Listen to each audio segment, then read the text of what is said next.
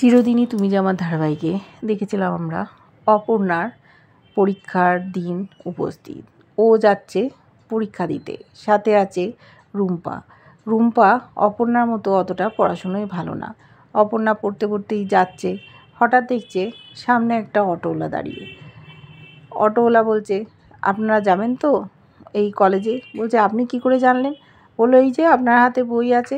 ওটা আর কেউ নয়, মেঘরাজ অটোওয়ালা সেজে এসছে অপর্ণাকে নিয়ে যেতে।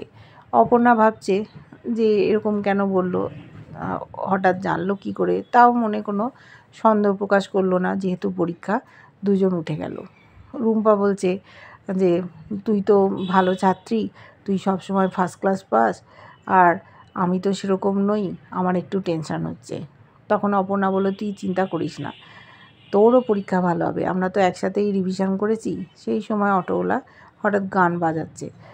বলছে অপর্ণা যে, ও অটো দাদা, আপনি এখন গানটা বন্ধ করুন, আমাদের তো ফাইনাল পরীক্ষা। তখন গানটা আস্তে করে দিল। কঠিন হয়ে মাঝে মাঝে তাকাচ্ছে।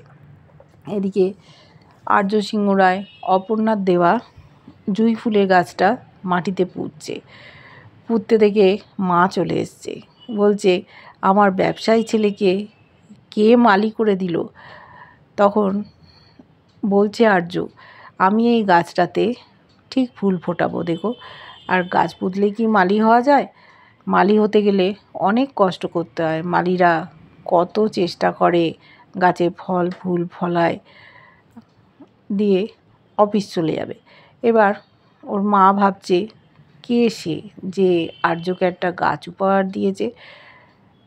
মা এসেছিল, সেও বলে গেছে যে তোমাদের বাড়িতে একটা জুঁই ফুলের মতো সুন্দর পবিত্র মেয়ে আসতে চলেছে।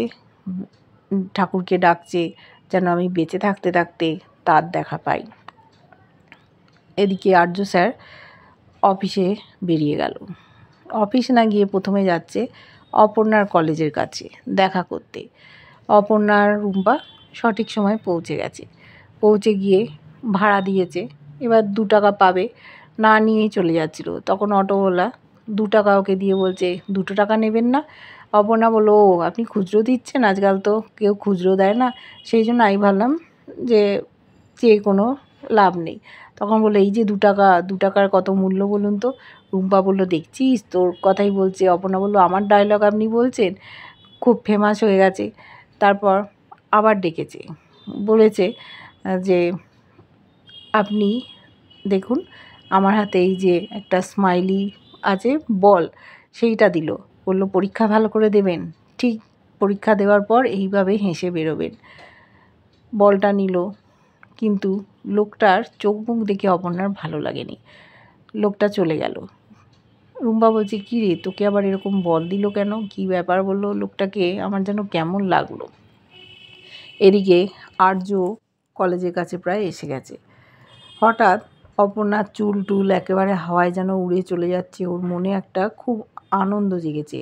রুম্পা বলল, তোর কি হলো? বলছে, আর্য স্যার মনে হচ্ছে কাছাকাছি এসে গেছেন, নিশ্চয়ই উনি আসছেন। রুম্পা বলছে, তুই কী রে, পরীক্ষা দিতে এসছিস? এবার পরীক্ষা হলে দেখবি যে পাহারা দিচ্ছে স্যার ম্যাডাম, আর তুই মনে করবি ওটা আর্য স্যার, আর্য স্যারের সাথে গল্প করে তুই চলে আসবি, তাই তো? বলছে, না রে, আমার মনে হচ্ছে আর্য স্যার এসে। বলছে, চ পরীক্ষার দেরি হয়ে যাবে। দুজনে যখন হাঁটা দিয়েছে, সেই সময় দূর থেকে আর্য স্যার ডেকেছে, অপর্ণা বলে। রুম্পা বলল, বাবা, তোদের তো একেবারে টেলিপ্যাথি দেখছি, ঠিকই বলেছিলি, আর্য স্যার এসে গেছে, তোরা কথা বল, আমি যাচ্ছি। আর্য স্যার যেই এসে গেছে, কিঙ্করও তার বডিগার্ড নিয়ে এসে উপস্থিত, পাহারা দিয়ে আসছে। আর্য অপর্ণার কাছে এসে বলছে, ভালো করে তুমি পরীক্ষা দিও। আর একটা পেন বার করে দিচ্ছে, বলছে, এই পেনটা খুব লাকি, তুমি এটা রাখো। অপর্ণা খুব খুশি হয়ে পেনটা নিয়েছে। তারপর ওর হাতে দেখেছে ওই স্মাইলি দেওয়া একটা বল। অবাক হয়ে তাকিয়ে আছে, বলছে, এটা তোমায় কে দিল? তখন অপর্ণা বলল, একটা অটো করে এসেছি, ওই অটোওয়ালা দাদা আমাকে এটা দিয়েছে। ওই বলটা নিয়ে কিঙ্করকে দেখিয়ে দিল আর্য। এদিকে দূর থেকে দেখছিল মেঘরাজ। অপর্ণা আর আর্যর ছবি তুলে নিল। আর্য বলছে মনে মনে, নিশ্চয়ই কিঙ্কর তো আছেই, আর মেঘরাজও এখানে আছে। মেঘরাজ ছবি তুলে কিঙ্করকে পাঠিয়ে দিল। ও যে আশেপাশেই আছে, নজর রাখছে, সেটার প্রমাণ দিল। দেরি হয়ে যাচ্ছে, কিঙ্কর আর্যকে ইশারা করে ডাকলো। তারপরে বলল, তুমি যাও, ভালো করে পরীক্ষা দিও। বলছে, হ্যাঁ স্যার, আমাকে তো ভালো করে পরীক্ষাটা দিতেই হবে, না হলে তো আমি আপনার মনের কথাটা শুনতে পাবো না। দিয়ে অপর্ণা পরীক্ষা দিতে চলে গেল। আর্য এলো কিঙ্করের কাছে, বলল, মেঘরাজ নিশ্চয়ই এখানেই আছে, অপর্ণাকে ওই স্মাইলি দেওয়া বলটা দিয়েছে। আমাদের যদিও কিছু করতে পারবে না, কিন্তু কিঙ্কর তুই একটা কাজ কর, অপর্ণা আর ওর পরিবারের বডিগার্ডের ব্যবস্থা কর, ওদেরও বিপদ হতে পারে। কিঙ্কর বলল, ঠিক আছে। দিয়ে ওরা অফিসের পথে রওনা দিল। এদিকে দেখেছি অপর্ণার মা শাড়ির দোকানে শাড়ি বিক্রি করতে গেছে। ওর বাবা বাড়িতে রান্নাবাড়ি করছে, কলতলায় জল তুলতে এসছে, মেয়েদের ভিড়, সেখানে জল তুলতে পারছে না, সবাই অবাক হয়ে তাকিয়ে আছে। বলছে, সতুদা আপনি এখানে? তখন বলল, এই রে, আমি তো রান্না বসিয়ে এসেছি। তখন বললো, দেখুন রান্না হয়তো পুড়েই গেছে। আবার ছুটেছে, দেখছে যে সত্যি রান্না প্রায় পুড়ে যাচ্ছে। তখন মনে মনে ভাবছে যে অপুর মা ঠিক কথাই বলে, এই সংসার সামলানো খুব একটা মুখের কথা না। ওদিকে অপুর মা সে দোকানে শাড়ি বিক্রি করতে এসছে, অস্থির হয়ে যাচ্ছে। কাস্টমার এসছে, এক রঙের শাড়ি চাইছে, একটার পর একটা ফেলে দিচ্ছে, কিছুতেই শাড়ি দেখিয়ে সন্তুষ্ট করতে পারছে না। যখন এক গাদা শাড়ি দেখা হয়ে গেল, তখন তারা বলল যে শাড়ি পছন্দ হয়নি। অপর্ণার মা বলছে, সে কি, আপনারা এত শাড়ি দেখলেন, একটাও পছন্দ হয়নি? পেছন পেছন ছুটেছে, কিন্তু তারা ওখান থেকে চলে গেছে। আরেকটা সহকর্মী ছিল, সে বলল, বৌদি এইরকমই হয় শাড়ির দোকানে, অনেক দেখে পছন্দ না হলে চলে যায়, আমাদের আবার সেই শাড়িগুলো গুছিয়ে তুলে রাখতে হয়। বুঝতে পেরেছে এটাও খুব একটা সহজ কাজ না। ওদিকে সময় হয়ে গেছে, তাই অপর্ণার মা বাড়ির দিকে রওনা দিয়েছে। যেতেই কলতলায় মহিলারা ধরেছে, বলছে, সতু বৌদি তো আজ জল তুলতে এসেছিল, রান্না করছে। বলছে, কি, সতু বৌদি হয়ে গেল? কেন তোমরা এরকম অসম্মান করছো? একেবারে করবে না। এদিকে বডিগার্ড যারা ছিল পাঠিয়েছে কিঙ্কর, তারা চলে এসছে।